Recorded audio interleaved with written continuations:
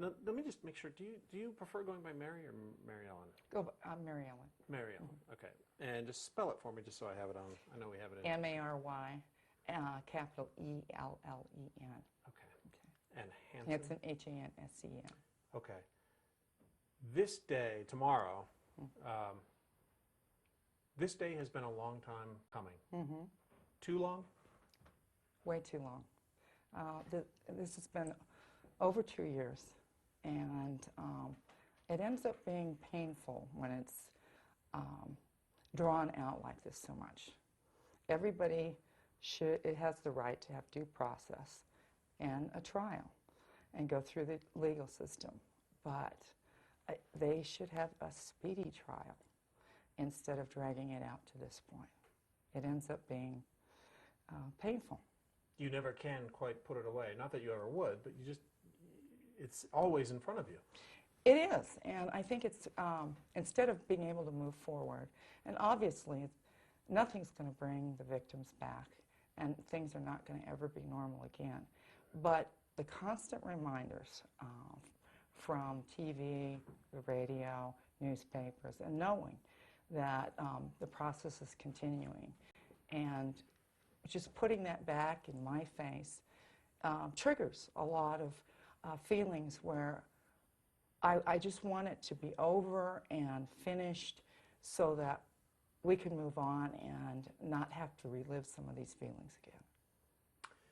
So this trial, if opening statements start late spring, early summer, could go for months. You know, if it's as a death penalty case, if he does get the death penalty, I mean, we're talking years, perhaps decades that this could go on. Correct. What do you want to see happen? Well, as I had alluded to earlier, I want him to get a fair trial. Everybody deserves a fair trial, and I want the justice system to work. But I want him, and ultimately what I would like him to do is, I don't personally believe in the death penalty.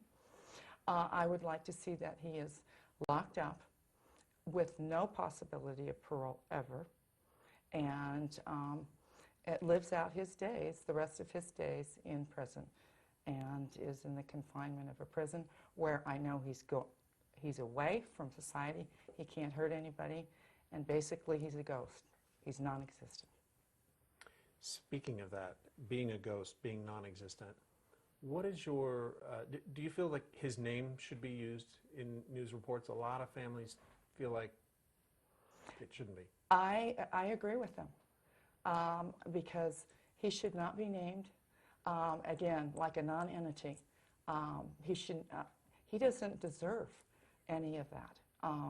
And the fact to see his picture, and I'm thankful that the press isn't able to actually videotape and show what's inside the courtroom, because again, it becomes more of a media issue. And I don't think he deserves any of that, right or wrong, or however he would perceive it. There could be a lot of attention coming if a trial happens. Correct. Do you think prosecutors, if offered, do you think prosecutors, the defense team, should be working on a plea deal that would spare victims' families of a long, drawn-out trial? Absolutely. I think that would be the most humane thing to do. But if they're going to go for a plea deal, make sure that there isn't anything that's going to be sacrificed within the trial, so it ends up being disrupted in some way, and ends up, they have to start the whole process again. Absolutely. I mean, that would be the humane thing to do, absolutely.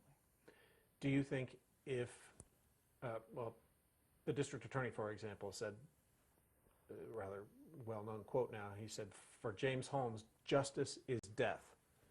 Is justice death for James Holmes, in your opinion, or something else?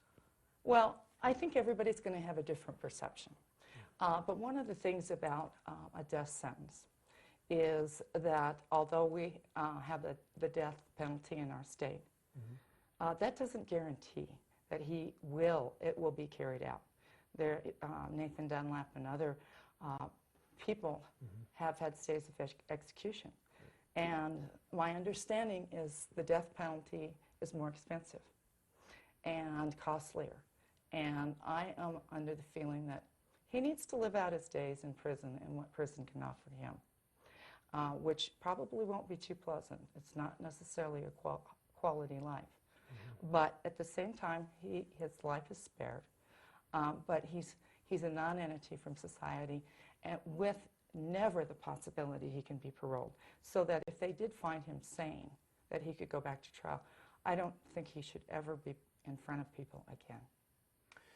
I know you're saying Ashley doesn't really turn on the television anymore or pay attention to the news. But for a lot of families, a lot of victims, what are they going to have to relive if this does go to trial, which it looks like it's going to? I mean, what is it they're going to have to see again, hear again, experience again? You know, it's interesting because, and I wasn't even there at the shootings, but was affected inadvertently by it, my niece and my niece's daughter.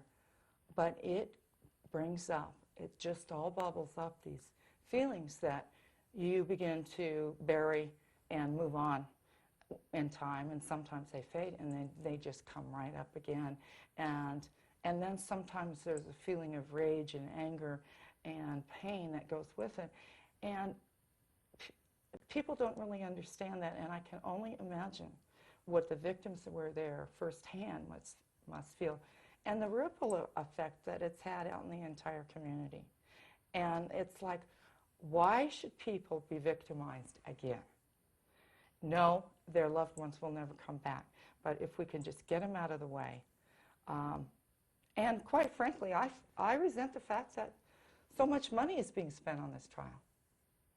I would like to see how much money is being spent, because I think it's an outrage. It's not like this is a whodunit. No, and it's not over yet. And I feel sorry for the jury, the selection of the jury, because they may be on the jury for 5 months or longer. And who can afford that kind of a hardship? So you think this is a waste of time? I do. I really think it should be sped up, but within the justice system.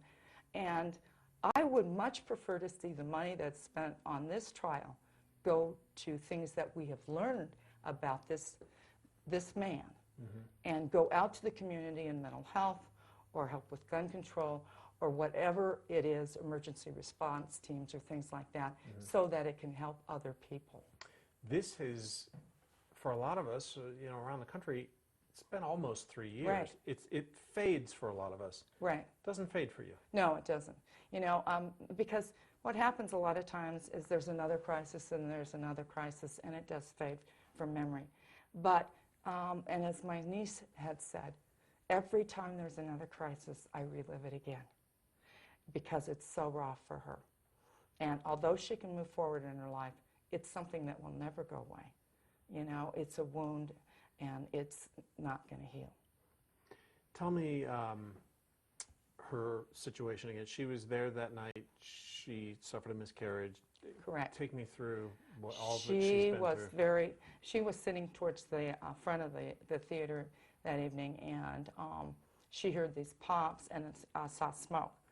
And at that point, she stood up like a lot of other patrons did to see what was going on, because originally they thought that was part of the show, because it was a midnight showing of The Dark Knight Rises. And that made her an instant target. And so she was hit multiple times, lost her baby, had a miscarriage later on in the hospital, and then her 6-year-old daughter was killed because her daughter was sitting on her lap at the time. How is she today?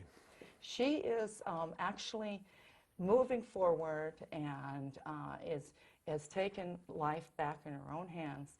She's adjusted to her new normal, and has a car. She's independent. She lives independently, has her own place, and is going to school and has future plans. So and has gone on a cruise even. So I just say more power to her. For people who are watching and maybe just don't grasp how significant all of this has been and will be in the months ahead, what do you want people to know that you think they don't know about this case and about the people who are living it? Well, I think that the people that don't know just to have more understanding for people that have been through this, whether it's been a direct situation or inadvertently, just to be more sensitive to them, because some people begin to suffer post-traumatic stress. That, it manifests in so many different ways. Yeah. And I think just some sensitivity and some kindness would go a long way. Okay. Does it make you angry that there is this waste of time and money as you see it going forward? I mean, I do, and I do feel that, this particular case... How do you feel? kind of, it shows the justice system and some of the flaws of the justice system dragging things out as long as it has. Mm-hmm. And that is not humane. And it's not in the best interest of the victims or anybody else that's involved in it. And it can continue even more. Okay. We talked about earlier, the parents came out and said that their son's not a monster. Oh, yeah. Oh, yeah. Yeah, right. In December, Yeah, the parents right. released this letter and asked for leniency and said, James Holmes' parents say that he is not a monster. What is your answer to that? I'd have to say, I understand from a mother's point of view how Mrs. Holmes may feel that way.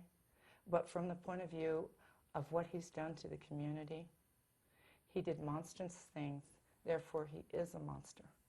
And he is the boogeyman that comes in the night. And there's just no other way to define it.